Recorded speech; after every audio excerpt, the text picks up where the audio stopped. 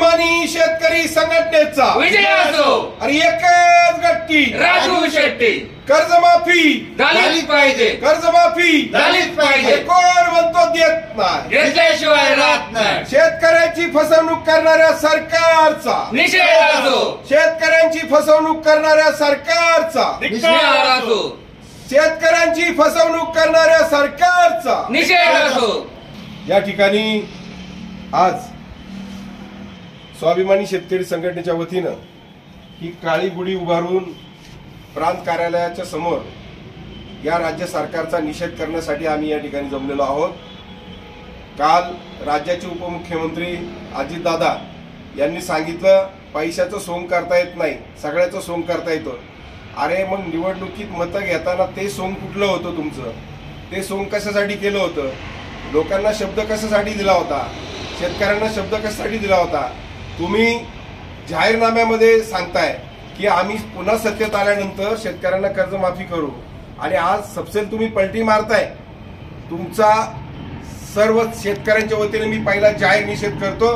म्हणून ही काळी गुढी उभारून या शासनाचा निषेध करण्यासाठी आम्ही या ठिकाणी जमलेलो आहोत. मी सांगतो, शेतकरी भिकारी नाही, शेतकरी अन्नदाता आहे, जगाचा पोशिंदा आहे. त्याच्या जीवावर सगळे जगतात.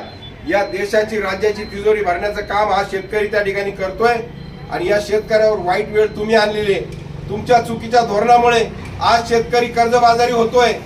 तुमचं आयात निर्यात धोरण चुकीचं आहे. आम्ही मागणी करतोय का शेतीमालाचा उत्पादन खर्च काढून त्याच्यावरती आम्हाला भाव द्या. आज एका बाजूला उत्पादन खर्च मोठ्या प्रमाणामध्ये वाढतोय. शेतीसाठी लागणारी ज्या गोष्टी आहेत त्याच्यावरती तुम्ही जीएसटी लावताय, त्याचा परतावा शेतकऱ्याला मिळत नाही आणि या सगळ्या गोष्टींमुळे आज शेतकरी मेटाकुटीला आलेला आहे, कर्जबाजारी झालेला आहे. या राज्यामध्ये दररोज 8 ते 10 शेतकरी आपली जीवनयात्रा त्या ठिकाणी संपवतायत. त्यांची लेकरं बाळं आज वाऱ्यावरती आहेत.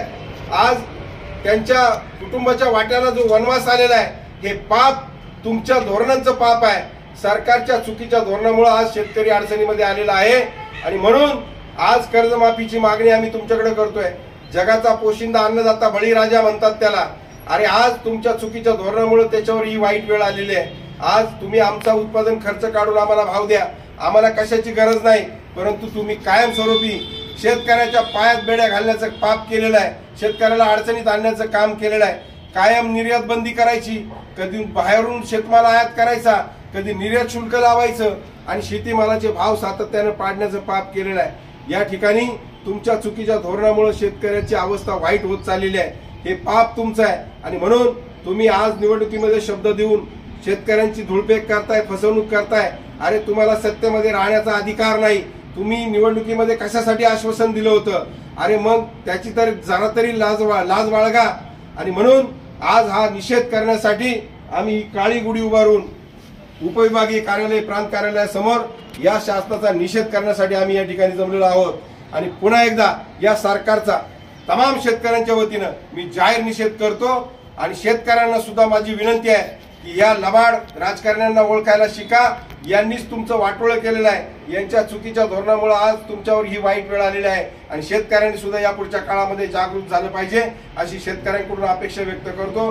आणि या पुढच्या काळामध्ये देखील स्वाभिमानी शेतकरी संघटना शेतकऱ्यांना कर्जमाफी मिळत नाही तोपर्यंत गप्पा बसणार नाही आणि स्वाभिमानीचा हिसका दाखवून दिल्याशिवाय आम्ही या ठिकाणी स्वस्थ बसणार नाही.